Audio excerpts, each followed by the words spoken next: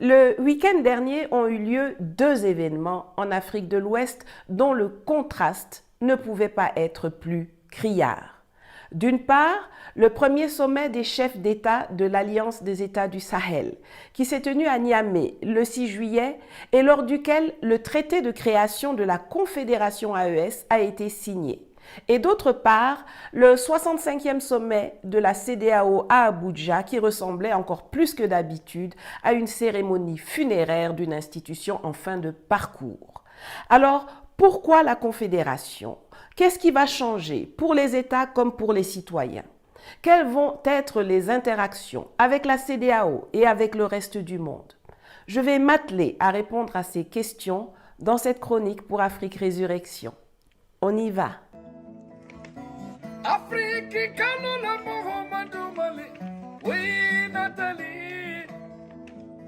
Pour commencer, un rappel est nécessaire. Les présidents Abdraman Tiani, Assimi Goïta et Ibrahim Traoré n'ont pas pris le pouvoir pour sortir de la CEDEAO ou pour créer l'Alliance des États du Sahel. Ils ont pris le pouvoir pour défendre leur pays, attaqué dans leur souveraineté, leur intégrité territoriale et leur stabilité. L'AES est née parce qu'on a imposé la guerre au Niger, au Mali et au Burkina Faso. Une guerre avec des aspects militaires, économiques, politiques et informationnels, que les gouvernements civils et les alliances ad hoc dirigées par l'Occident ont été incapables de contrer. Depuis 2019, quand de Sochi j'ai donné un coup d'accélération à notre combat d'émancipation, un énorme travail d'éveil des consciences a été entrepris par mes camarades de lutte et moi-même. Et des concepts comme la géopolitique ou la géostratégie sont beaucoup plus vulgarisés. Cependant, beaucoup de gens semblent oublier ou ignorer que la géostratégie est une discipline essentiellement militaire. La géopolitique est l'analyse de la géographie humaine et physique, c'est-à-dire l'étude des effets de la population, de la démographie, des ressources naturelles, des frontières, du climat, des paysages sur les relations internationales entre les États. La géostratégie, elle, est la formulation des stratégies militaires et politiques basées sur l'analyse géopolitique. Les militaires qui sont en train d'agir et de réagir au Sahel, ce sont des soldats patriotes, mais aussi et surtout des géostratèges. Pour répondre à la guerre qu'on leur impose, le militaire ne suffit pas. Il ne suffit pas d'aller chez les Russes acheter des armes et puis attendre qu'on vienne vous attaquer pour vous défendre. Il faut renforcer les dispositifs économiques. C'est l'économie qui va générer les moyens de défendre la souveraineté du pays, de défendre l'intégrité des territoires et d'imposer le développement indispensable à l'enrichissement des populations et donc à la paix, à la sécurité et à la stabilité. À l'heure où je vous parle, on est toujours dans la guerre. Et si vous voyez des militaires obligés de faire de l'économie, de la politique, de la diplomatie, c'est parce que ce sont des moyens qui leur permettent de défendre leur pays. Pour défendre le pays, le militaire digne de ce nom est prêt à tout. S'il faut prendre les armes, il va prendre. S'il faut abroger des accords ou créer des institutions, il va faire. S'il faut planter des arbres, il va faire. S'il faut faire des routes, s'il faut faire de la médecine, de l'informatique ou de l'agriculture, il va faire. Toutes les décisions prises par Traoré, Goïta et Tiani sont avant tout orientées défense, sécurité et développement de leur pays. Je vois quelques perdus, généralement instrumentalisés par les ennemis du bien-être des Africains ou bien intoxiqués à la propagande occidentale, se plaindre que des militaires se mêlent des choses du domaine civil alors qu'ils doivent être dans les casernes ou aux frontières pour les protéger. Mais non, même en Suisse, que tout le monde s'accorde à désigner comme le pays qui se rapproche le plus d'une démocratie. Alors qu'en temps de paix, le Conseil fédéral, c'est-à-dire le gouvernement, détient l'autorité suprême sur l'armée, en temps de guerre ou de menaces graves, ce sont les militaires qui reprennent le commandement suprême à travers un général. Au Sahel, nous sommes encore en plein dans le temps de la guerre. Et elle est multiforme, elle est militaire, elle est économique, politique et informationnelle. Vous vous en doutez? Regardons ensemble ce qui se passe. Au niveau militaire, on a noté une recrudescence des attaques. Un attentat terroriste a même été perpétré par un mouvement rebelle dénommé Front patriotique pour la libération, qui a fait sauter une partie du pipeline Niger-Bénin pour exiger, tenez-vous bien, que la Chine annule son avance de 400 millions de dollars à l'État du Niger et accessoirement aussi pour réclamer la libération de Mohamed Bazoum, dont le procès pour haute trahison, complot visant à compromettre la sûreté de l'État et apologie du terrorisme va débuter dans les prochains mois. Ceci est d'autant plus intéressant que les individus derrière ce FPL, qui se planquent en Libye et dont le chemin des commanditaires mène tout droit vers le clan Bazoum et ses parrains élyséens, sont en fait les mêmes qui ont créé l'UFPR, l'Union des forces patriotiques pour la refondation, en 2020, précisément pour combattre Issoufou et Bazoum. La situation politique, l'installation de Bazoum au pouvoir, tout le monde le sait. C'était un coup de force de Issoufou. Bazoum n'a aucun pouvoir, tout le monde le sait. Il ne décide de rien. C'est un exécutant, il est juste toujours ministre de l'Intérieur. Qui ne sait pas? C'est toujours Issoufou qui décide. Nous voulons un président qui se préoccupe de la situation de ses concitoyens, qui œuvrera pour la sécurité, et non un président mafieux, parce que nous connaissons les accointances qu'ils ont avec les narcotrafiquants. Un président incapable, sous ordre, non. Il faut que la situation doit changer. Comme quoi, l'argent de la France peut faire changer la direction des combats jusqu'à les inverser même. Ces gens sont tellement peu intelligents qu'ils ont simplement renommé leur page Facebook en 2023 en oubliant d'effacer toutes les diatribes anti-Bazoum et Issoufou qui s'y trouvent. Voilà. Bon, peut-être qu'ils vont le faire après avoir vu cette vidéo, mais ce sera trop tard car j'ai déjà fait des captures de tout. C'est vrai que les États-Unis ont mis l'explosion des pipelines à la mode avec l'attentat impuni contre Nord Stream 2. Mais il convient cependant de noter que les autorités nigériennes ont efficacement fait colmater l'impact dès le lendemain de l'attaque. Toujours au niveau militaire, il y a la présence des soldats, mercenaires et agents français de la DGSE au Bénin de Patrice Talon, dont la mission est de renverser les autorités nigériennes et de déstabiliser la région.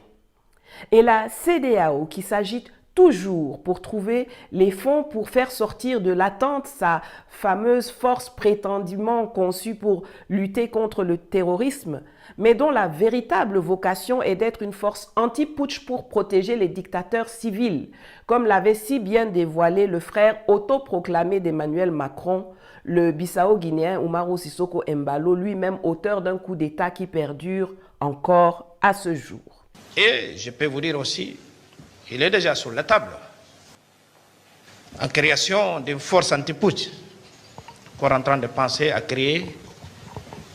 Et ça va permettre que tout le monde comprenne que nous sommes en plein siècle XXI. C'est inadmissible, inacceptable de coup d'État. J'ai un ami que je peux le citer comme un ami personnel. Moi, je ne confonds pas. Il y a des homologues, il y a des amis. Macron qui était venu ici. Pardon, moi j'ai pas d'amis, Monsieur Bourdin. J'ai pas d'amis. Non, j'ai pas d'amis. Des attaques ont également lieu au Mali et au Burkina Faso, lors desquelles les terroristes pourchassés par les armées nationales trouvent terre d'accueil dans les pays voisins que sont la Mauritanie et la Côte d'Ivoire. La guerre militaire perdure donc. Sur le plan économique aussi, la guerre bat son plein contre les pays de l'AES. On a encore tous en mémoire les sanctions inhumaines et illégales édictées contre les populations de ces États par la puissance coloniale française à travers l'organisation de la caisse sous-régionaux qu'on appelle CEDEAO. Mais il y avait déjà des mesures perverses prises bien avant ça. Le mode opératoire de certains investisseurs étrangers dans le domaine minier est très souvent le même. Ils acquièrent des licences qui fixent des dates de paiement ou des dates de mise en exploitation et puis ne bougent plus. Ils ne payent pas ce qu'ils doivent aux dates convenues, comme c'est le cas pour les Turcs Afro-Turcs Inata et Afro-Turcs Tambao au Burkina dans l'or et le manganèse, ou alors comme pour le Canadien Goviex ou le Français Orano dans l'uranium au Niger. Ils outrepassent allègrement, avec la complicité des dirigeants locaux d'alors, la date de mise en exploitation. 12 ans quand même sans bouger le petit doigt pour Orano, parce que pour eux, c'est une réserve. On met le pied dessus pour que personne d'autre ne puisse prendre, alors que le Niger compte sur les revenus générés par l'exploitation de gisements comme Imouraren ou Madawela pour se développer. Et ce sont les mêmes kidnappeurs de licences qui vont partout, dans tous les forats, les réunions, les classements, dire que le Niger est le pays le plus pauvre de la planète. Mais c'est eux qui contribuent à la pauvreté. Ça aussi, c'est une forme larvée de la guerre économique menée contre les États du Sahel depuis trop longtemps déjà. Et ce n'est pas tout. En dehors du domaine minier, vous avez d'autres entreprises comme Air France dans l'aérien ou le consortium français Akuo-Sagecom dans le solaire qui sont instrumentalisés par l'État français pour nuire aux intérêts économiques des pays concernés. Il y a coup d'État au Niger, au Mali, au Burkina, et paf, eux, ils arrêtent de travailler, alors que le changement à la tête de l'État n'a donné lieu à aucun danger, aucun mort, aucun blessé.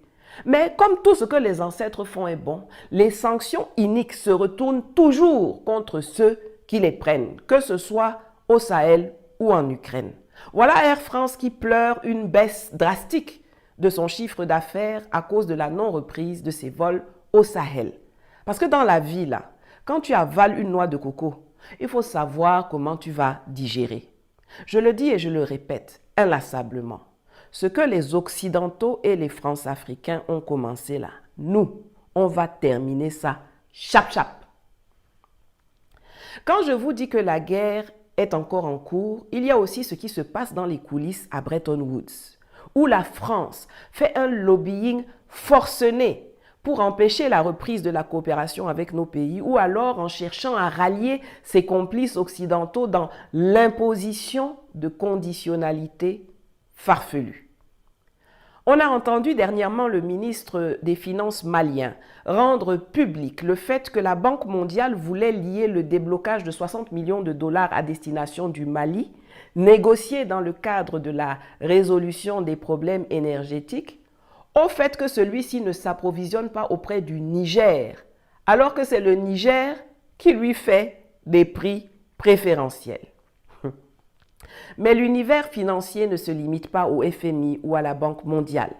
Et le monde multipolaire est vaste pour trouver moult sources de financement qui ne sont pas conditionnées ou présentées comme de l'aide charitable, alors qu'il s'agit de prêts assortis d'intérêts souvent faramineux, remboursés par les contribuables africains jusqu'au dernier sou.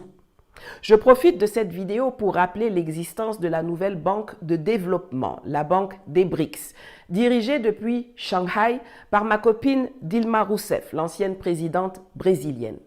Peut-être que le forum sur la coopération sino-africaine prévu début septembre à Pékin serait une bonne occasion de prendre langue.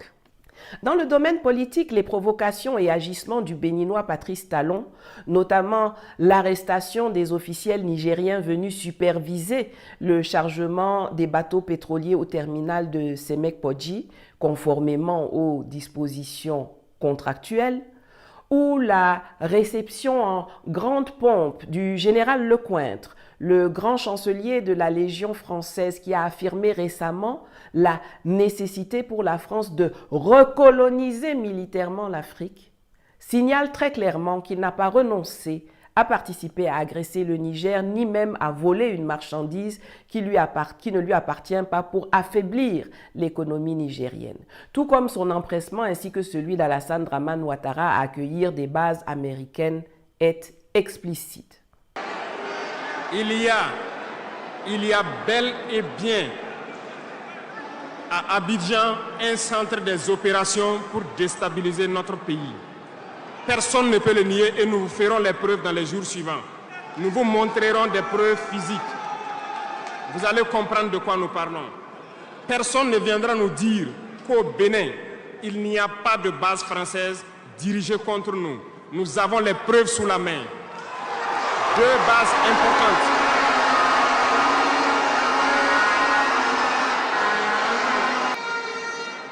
Dans cette diplomatie, nous avons décidé de dire la vérité.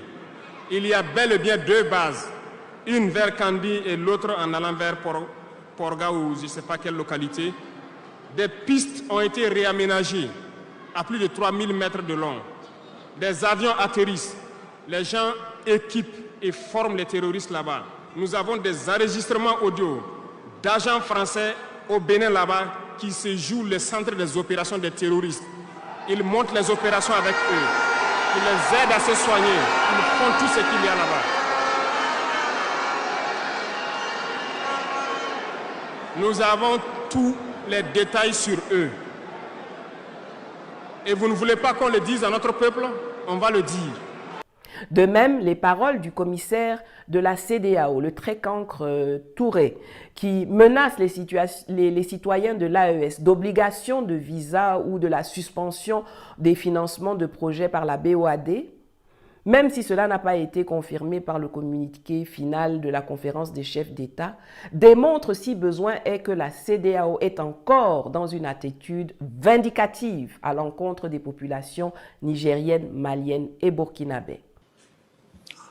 Ce retrait affectera également les conditions de voyage et d'immigration des citoyens de ces 3 pays, car ils auront désormais à mener des démarches en vue de l'obtention d'un visa avant de voyager dans la sous-région. Sur le plan économique et financier, le retrait de 3 États membres pourrait entraîner l'arrêt ou la suspension de tous les projets et programmes mis en œuvre par la CEDEAO dans ces 3 pays et dont la valeur est estimée à plus de 500 millions de dollars américains. Il convient également de noter que les 2 institutions financières régionales, qui sont le BIDC et la BOAD, ont des investissements très importants dans ces 3 pays. Elle prouve aussi par ailleurs le niveau colossal de médiocrité du chef de la commission de la CEDEAO, qui semble méconnaître le fait que la BOAD n'est pas une banque relevant des compétences de la CEDEAO, mais plutôt de l'UEMOA, ainsi que l'existence des accords de libre circulation des biens et des personnes au sein même de l'UEMOA. Enfin, sur le plan informationnel, la guerre là aussi fait des ravages. Si vos sources d'information sont les médias d'intoxication occidentaux comme Radio Fausses Informations, Fake 24, L'Immonde, Vieille France Afrique, vous avez entendu qu'un gouvernement de transition malien en exil prétendument installé à Genève aurait été créé. Vous avez entendu que les armées burkinabées, maliennes, nigériennes subissent des pertes par centaines et tuent des civils par milliers. Vous avez entendu que le capitaine Ibrahim Traoré avait disparu de la circulation et que quand ses concitoyens le voyaient donner son sang, recevoir mon frère Kémy Séba en audience ou même assister à la prière de la Tabaski à la mosquée, il s'agissait ni plus ni moins que d'un Photoshop, un hologramme, une illusion d'optique.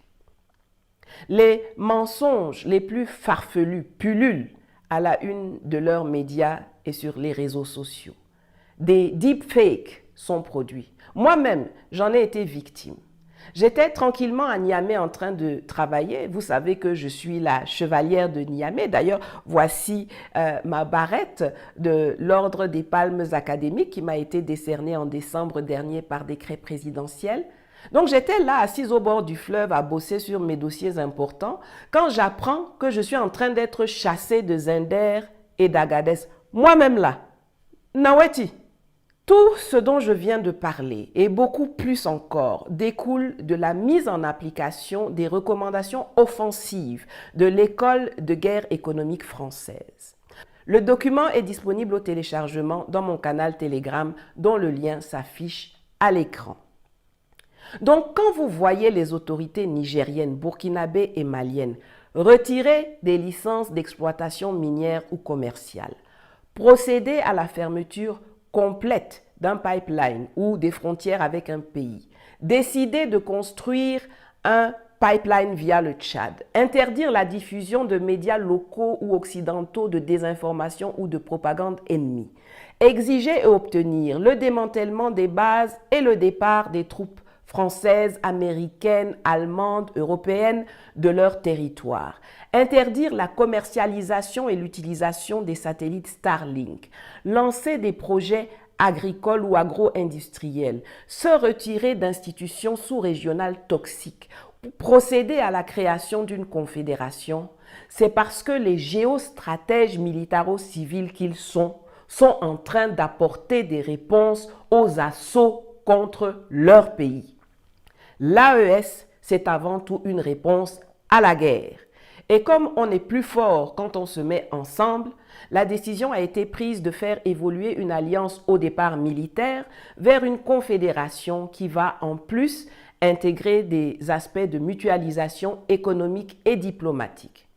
Dans une confédération, les États confédérés restent autonomes tout en déléguant certains domaines de compétences à la confédération. En l'occurrence, en plus de la mise en commun des moyens et de stratégies militaires, on verra de plus en plus les trois pays parler d'une même voix sur la scène internationale et pourquoi pas également à terme rationaliser leur présence diplomatique.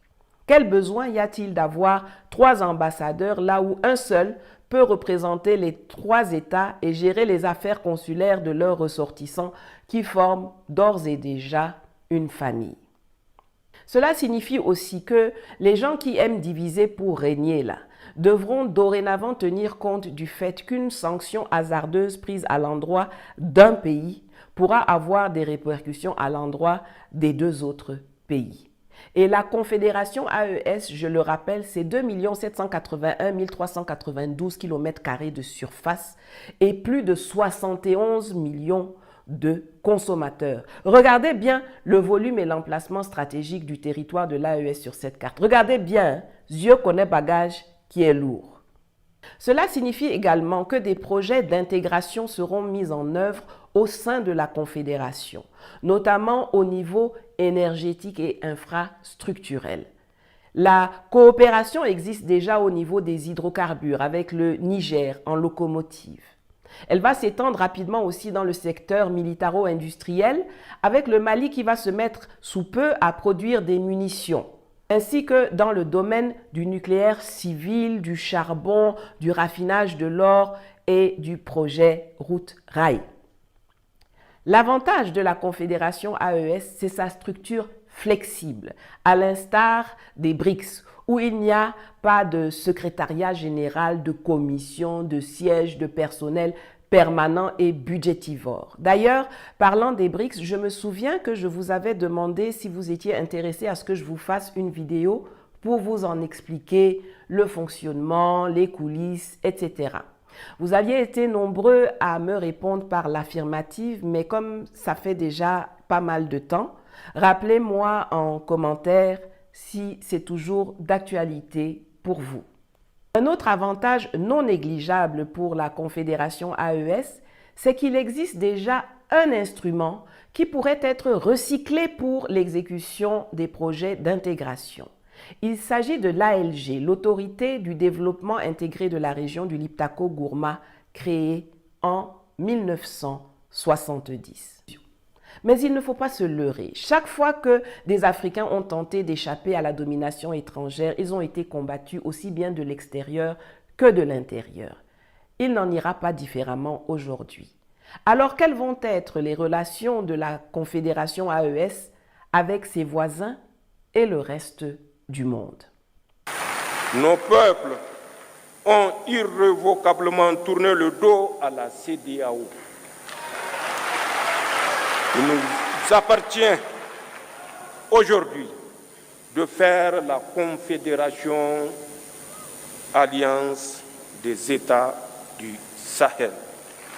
Une alternative à tout regroupement régional factice en construisant une communauté souveraine des peuples, une communauté éloignée de la mainmise des puissances étrangères, une communauté de paix, de solidarité, de prospérité basée sur nos valeurs africaines. Avec la CEDEAO, le divorce est consommé, irréversiblement, comme l'ont réaffirmé les dirigeants et les peuples de l'AES le 6 juillet à Niamey. Donc, comme quand un couple divorce, aujourd'hui, les discussions qu'il y aura ne peuvent porter de manière illustrative que sur le partage du patrimoine ou la gestion du droit de visite des enfants. Donc, qui doit quoi à qui dans la BIDC, la banque de la CEDEAO, ou bien comment vont se gérer les questions relatives à la circulation des biens et des personnes. La Mauritanie est sortie de la CEDEAO il y a 24 ans et les Mauritaniens ont quand même été dispensés de visas dans 8 pays de la communauté et peuvent prendre des visas à l'arrivée dans les autres. La Mauritanie est sortie de la CEDEAO en 2000 et c'est néanmoins vers ce pays esclavagiste que le nouveau président sénégalais Bassirou Diomaye Faye s'est précipité pour faire sa première visite officielle à l'étranger. Et pourtant, que ce soit avant, pendant et après sa visite, on ne l'a jamais entendu dire à la Mauritanie de revenir dans la CEDEAO. D'ailleurs, en 2017, un accord d'association a été signé entre la Mauritanie et la CEDEAO qui prévoyait la libre circulation des biens entre les parties. Eh bien, jusqu'à ce jour, alors que le Parlement mauritanien l'a ratifié en 2018, les 15 autres parlements de la CEDEAO n'ont pas fini de le ratifier. Donc, ce n'est pas avec le retour impossible du Mali, du Niger et du Burkina Faso qu'on va continuer à nous saouler les oreilles. Je suis d'ailleurs prête à parier que personne ne sera plus reçu si c'est pour venir faire des plaidoyers penchés de retour à la CEDEAO. Si c'est pour causer d'autres choses, vraiment, il n'y a aucun problème. Les échanges entre les populations africaines sont millénaires. Ils n'ont pas attendu la CEDEAO pour exister. Est-ce que c'est parce qu'il y a visa que les oignons ou les bœufs ne vont plus passer les frontières? C'est pour faciliter les flux économiques à travers les frontières prétendument intangibles post-1945 que les militaires putschistes d'alors ont créé la CEDEAO en mai 1975. Mais ce que les géostratèges militaires avaient conçu en 1975 a été systématiquement dévoyé par les civils mis en place par la pseudo-démocratie occidentale imposée aux Africains depuis 1990. Ce réflexe d'agiter la menace d'une obligation de visa s'explique donc par le fait que la CEDEAO d'aujourd'hui a pour mission de répondre aux attentes de gens qui viennent d'ailleurs, mais pas aux attentes des populations africaines. Mais même si des visas doivent être instaurés avec les pays de la CEDEAO, notamment ceux qui ont gros cœur là, mais les gens vont prendre des visas et ce sera réciproque. Aujourd'hui, si je me lève et puis je dis je veux aller en Namibie, je veux aller en Tanzanie, je veux aller en Chine, je veux aller en Éthiopie, au Brésil, en Russie, aux USA, mais je dois prendre un visa. Est-ce que ça m'empêche d'y aller? Je vais au consulat ou à l'ambassade, je prends mon visa et j'avance. Il y a quoi? Avec la CEDEAO, le divorce a eu lieu. On n'est plus dans la même maison, mais on est dans le même quartier. Donc, on peut avoir des relations de bon voisinage. Ça dépend d'elle. Il existe en Afrique de l'Ouest une bonne douzaine d'organisations sous-régionales qui cohabitent sans problème et depuis des lustres avec la CEDEAO. Il n'y a aucune raison que ce soit différent pour l'AES. La raison pour laquelle, depuis des années, je plaidais pour la sortie des États dirigés par des patriotes de cette organisation, c'est que le fait d'y appartenir donne aux syndicats de malfaiteurs qui la dirigent le droit de parler en votre nom et de vous éclipser sur la scène internationale ou de venir vous faire des injonctions complètement hors sol pour des affaires intérieures qui ne la regardent absolument même pas. Depuis l'annonce du retrait immédiat du Mali, du Niger et du Burkina en début d'année, vous avez certainement remarqué que c'est terminé. Plus personne ne passe par Abuja pour leur parler ou bien pour parler d'eux.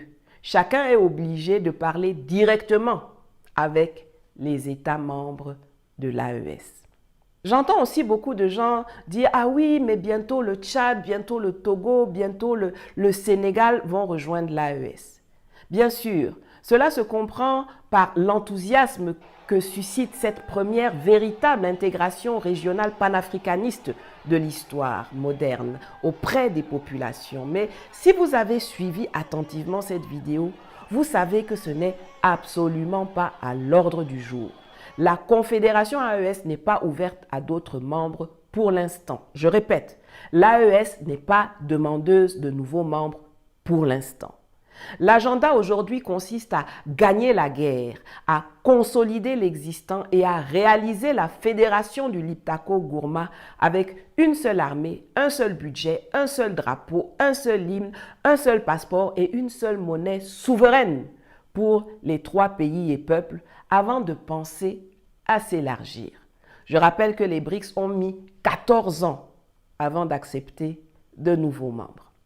Il y a d'autant moins d'urgence que les relations avec les autres États et entités existent déjà et se concluront ou s'intensifieront tout naturellement à travers des discussions et accords bilatéraux et multilatéraux, aussi bien concernant la coopération au sens large, la réalisation de projets communs que la circulation des biens et des personnes.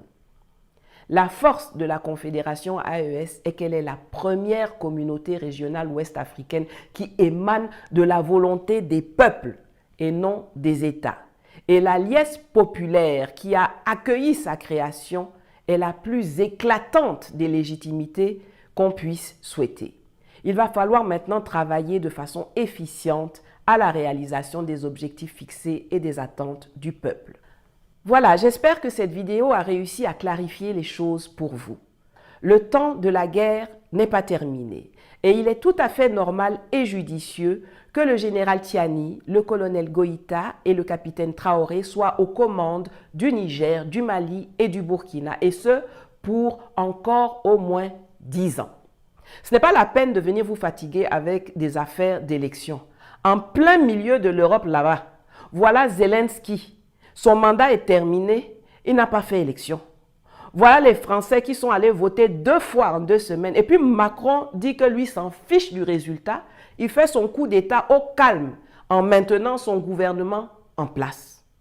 Je suggère d'ailleurs au Mali et au Niger de suivre l'exemple du Faso et d'évacuer le terme transition de la dénomination du chef de l'État. On dit président de la République. Point. Ce sont des militaires putschistes qui ont été à la base de la création de la CEDEAO il y a 49 ans.